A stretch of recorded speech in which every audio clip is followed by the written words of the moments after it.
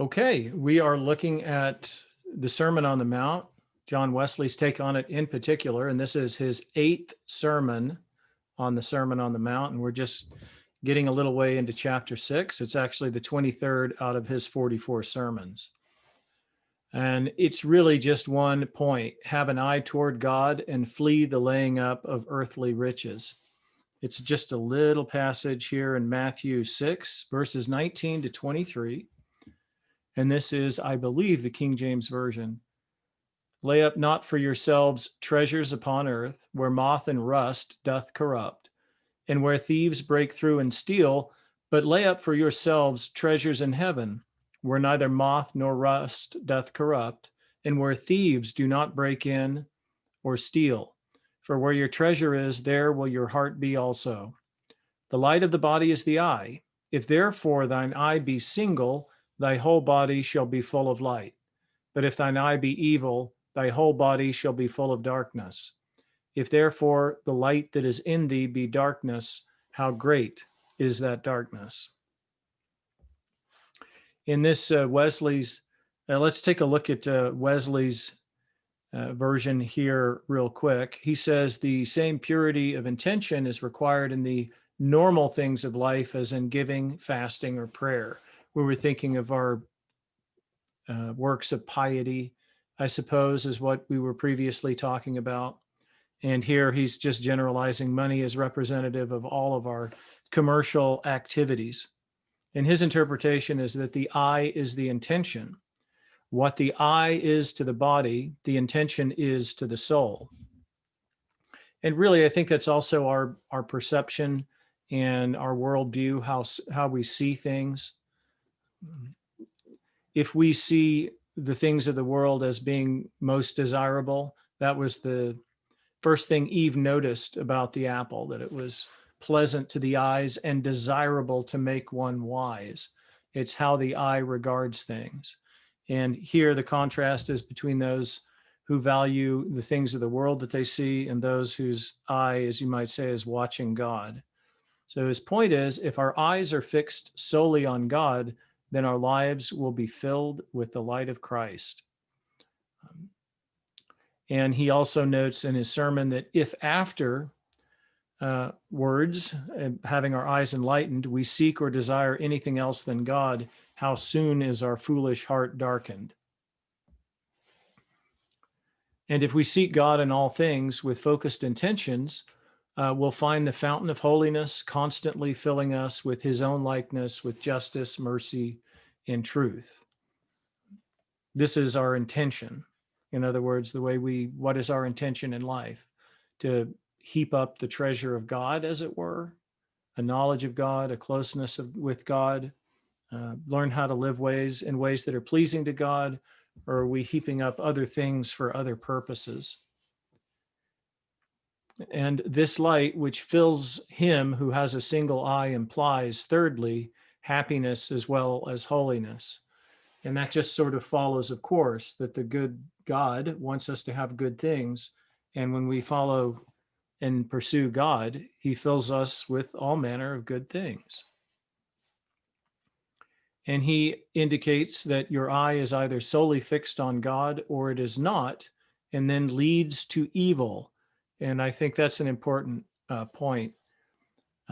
When Jesus later on, not too far from here, gives the beam and the splinter metaphor, how get the beam out of your own eye and you'll see the splinter in your brother or sister's eye. I think it is an idea of not just like a light switch being on and off, but which way we're progressing. We're going to have one direction. Are we heading towards God or are we heading towards the world? You can't do both at the same time.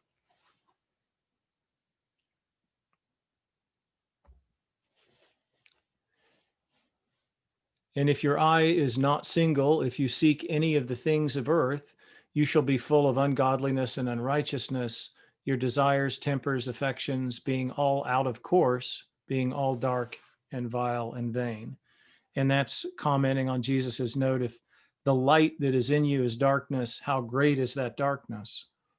The eye is the thing that we use to take in the world, to see it. And if we're not seeing the light of God out there, The implication is actually that it's in us, it's in our perception. If all we're seeing is dark things, then that's a really great darkness indeed. And Wesley concludes that there would be no peace for those who do not know God. Always seeing the downside, focusing on how to get by in a competitive world, the dog eat dog rat race that we often hear so much about. That somebody who's living in that world and not seeing the world as full of the light of God is not going to really be able to know peace, just brief respites. And he points out that those who lay up treasures for themselves on earth are not singly fixed on God. At least that is certainly his conclusion. And he notes in that paragraph that the heathens have the advantage on us because they don't have a whole bunch of things. They don't have shiny houses, new cars. You can't pick a better or worse neighborhood. And he did spend time in America, but I think he's leaving out the fact that they also can obtain even their necessaries, and they don't look for more than that. There isn't a lot more to have. They can obtain their necessaries through lying and cheating and stealing. In that sense, they would be treasuring what's on earth much more than what's in heaven if they're willing to break the law of God to get even what they need. And I think he may have kind of overlooked that. And he says that many will read this passage regularly without recognizing that they themselves are condemned by it. And I thought about that, and it seems that he couldn't obviously imagine things in our day. Our temptation today for many may be the reverse, is that they don't heap things up. They rather spend before they earn in order to, I guess, heap things up, but they spend money before they have it.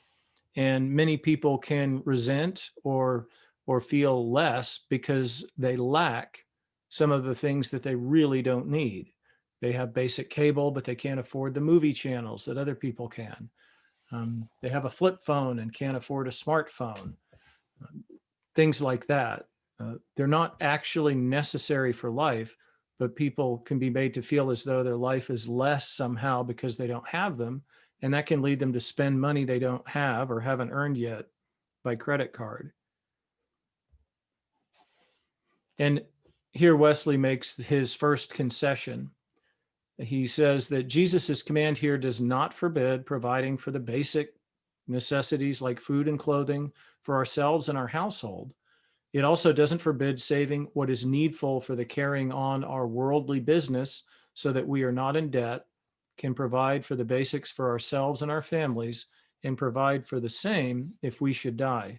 So I suppose he'd be all in for life insurance. But Wesley doesn't make too many further concessions. And at this point, I think it's worthwhile noting that Wesley was what they call an Oxford divine. For many, many, many years, he enjoyed a regular stipend from the college. So he could very easily afford to give away everything, knowing that more was coming next month. And he certainly, here at the beginning of the 1700s, didn't understand that, for instance, the man who formed Hobby Lobby and now has them all over the country and treats his employees very well and has a very healthy and good and supportive work environment, would still be operating a single store if he hadn't had some vision, not for building up wealth for himself, but to build up a business to provide a place for people to work, to provide people with crafts. And even though he technically did heap up over $1 billion, Wesley would probably not have liked that at all. I nevertheless think that what he did is certainly in line with not heaping up treasures on earth. And that's something that an academic and a divine with a stipend from Oxford may not fully have appreciated. And so he goes on to say that saving beyond this is forbidden by Jesus. That's why I kind of entered into that qualification. It's a little different. Sometimes we do have to save for things.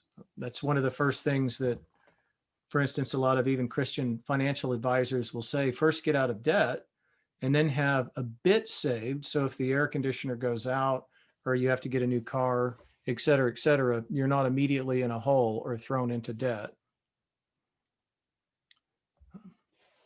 He notes that if you aim at laying up treasures on earth, you are not merely losing your time and spending your strength for that which is not bread. You have murdered your own soul. That's probably his strongest quote. But I guess he's making the point that if we allow ourselves to worry so much about the urgent needs or demands or financial burdens of life, and we take our eye off the cross, we are in a way doing immense damage to ourselves and to our happiness. And that's really something that we should take caution against. And he notes, as Jesus notes elsewhere, that it's exceptionally difficult for those having riches to enter the kingdom of God. I think he's thinking of the story of the rich young man, but he notes that the warning is particularly for those who calmly desire riches, those who calmly desire and deliberately seek to attain them.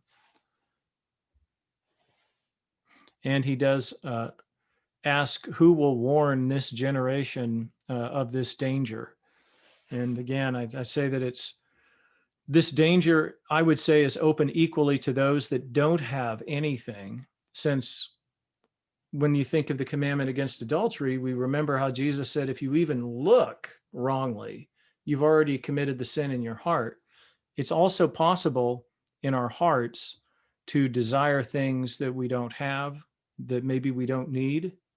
And by analogy, I'd say that's just the same. If we're angry at somebody and Jesus says we're disobeying the commandment in spirit that says thou shalt not kill, surely having an eye on earthly things and thinking ourselves less because we don't possess them is can be just as bad as warning as for those who do have things and continue to pursue them.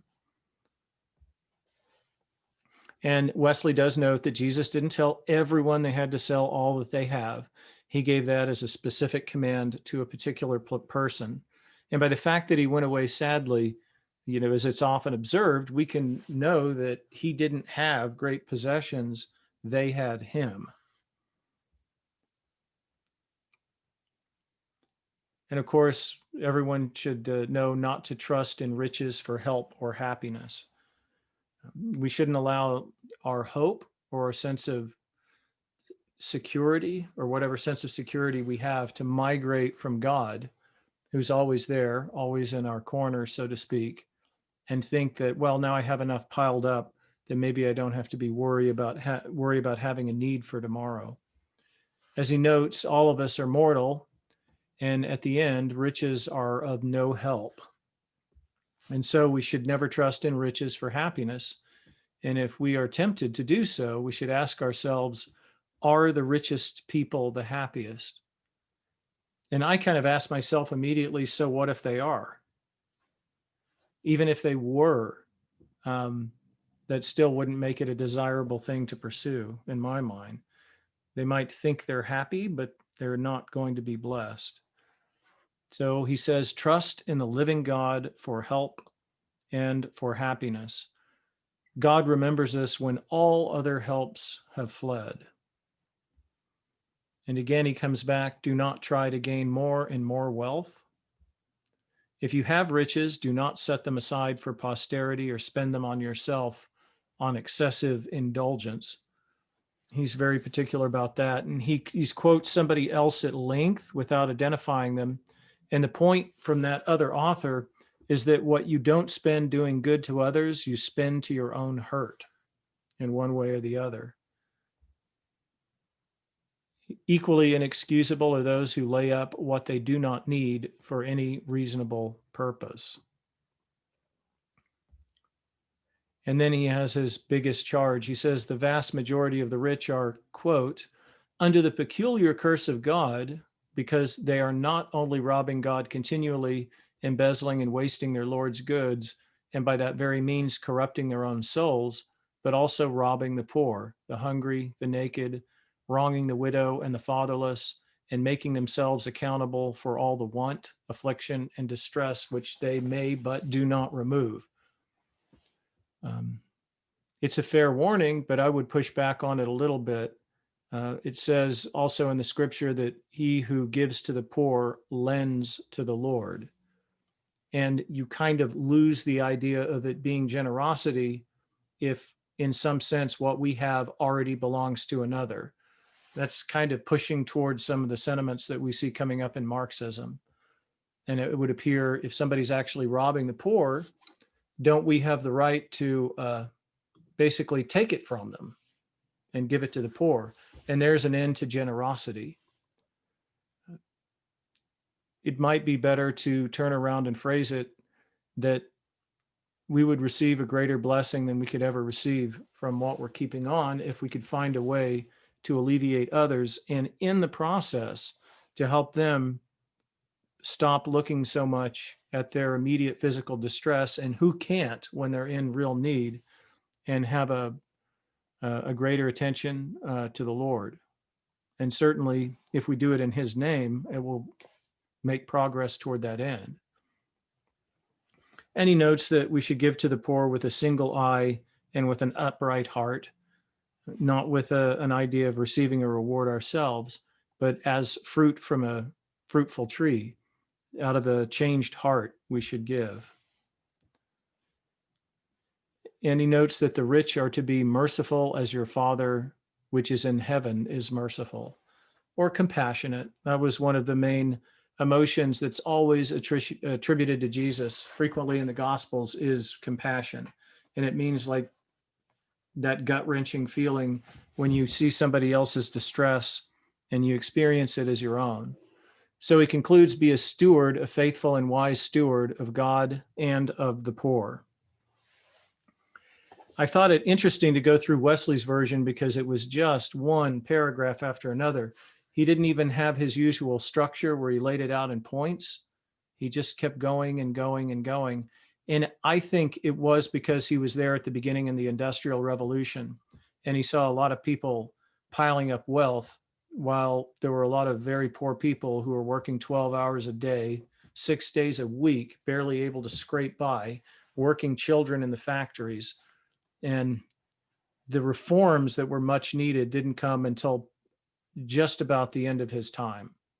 The poor were also being kicked off of land. The wealthy at the time were taking away the commons where they were growing their foods and using it to pasture sheep for wool that they would send to Flanders to be woven into cloth. So it's not surprising that he couldn't even bring himself to structure a sermon. He just was really angry at the way wealth was being handled at that particularly tumultuous time in history. So when we look at the basic English version of it, it's this author has managed to kind of pull out a little bit more of the positives, noting that our souls are transformed by and into whatever we feed our minds upon. So if we turn our attention to the world, then our minds will be darkened. And if we have a heavenly focus, the light of God's nature will flood our souls. So in that sense, what is your eye focused on? Or is it attention, or is it to the things that are above or to the things that are below? And so the eye is representative of our intention, and it's like the light of the body. It guides the movements of the body and also of the soul. And the eye of the soul must be single, focused on one thing only, or it becomes a house divided against itself. We want it to be full of light. We become what we fill our minds with. If we seek God in all things, we will find him in all things. There is nothing that exists that did not come from the creator of heaven and earth. In that sense, it's often our perception of things, what we lay over on top of it, how we wrongly regard them, that might blind us to the goodness of God's creation. But there's no gray area between being healthy and the darkness. We got to look in one direction or the other. If our minds are set upon the things of this world, we cannot have a healthy spiritual life. And then eventually everything we do will be corrupted. And many are living in ignorance, error, sin, and misery because their motives, their intention, their focus, their perceptions are earthly rather than heavenly.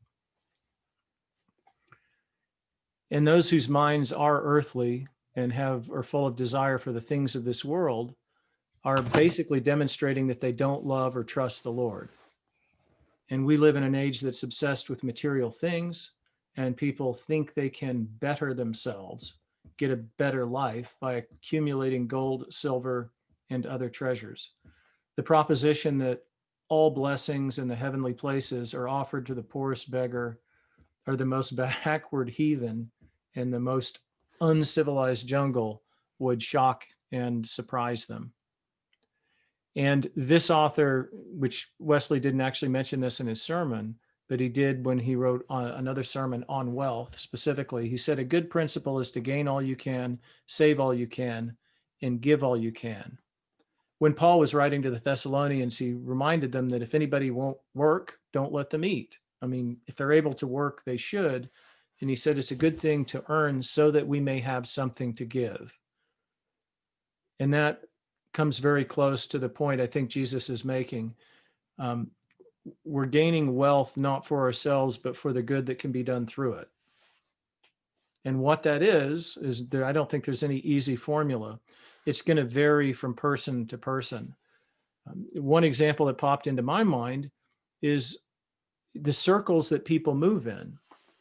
If somebody does happen to be a socialite, it's like a woman, I wouldn't know the first thing of telling her what modest dress means, how to be dressed in a way that's appropriate to the occasion. Showing up in sackcloth is going to be a finger in everybody's eye saying you guys are way too worldly. And yet being dripping with diamonds, that's going to be inappropriate.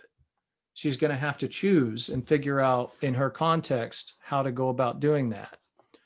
And likewise, here's another example. There might be a jet set, people who fly back and forth to Aspen and do skiing. If there were no Christians anywhere ever who were in that camp who thought, hey, let's go skiing at Aspen, who would be there to witness to them? Who would be there to interact with them? If we're separated into those classes and people just announce that they're going to look the same, I mean, you're going to get an Amish community, and that's going to wind up being separatist. And this is another point where I think Wesley might have been a little bit purblind, and probably because of, I said, the rather staunch or pronounced economic horrors of his day. But this author, in restating Wesley in modern English, just simplifies it and says we should invest everything in the bank of heaven. We can lay up heavenly treasure by how we live our lives for Christ on earth. The Lord does not forbid us having things, but he does warn us against allowing things to have us.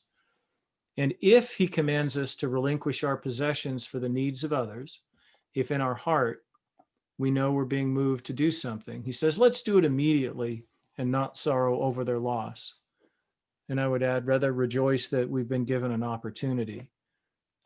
But I don't think that stripping ourselves of everything and as though we had one extra penny, we were somehow in violation is, I don't think that's really correct. The people who have the gift of generosity are able to be generous because they know how to save. And they're saving up in order to use what they save for good works.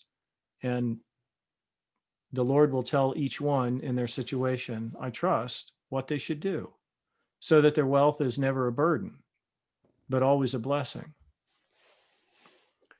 And so in conclusion, whatever holds our attention while we live in this world will transform our nature, character, and outlook. And that's what it means about having the single eye. One of the reasons Wesley also goes after money in particular is it's immediately after this. We read Matthew 6, verses 19 through 23.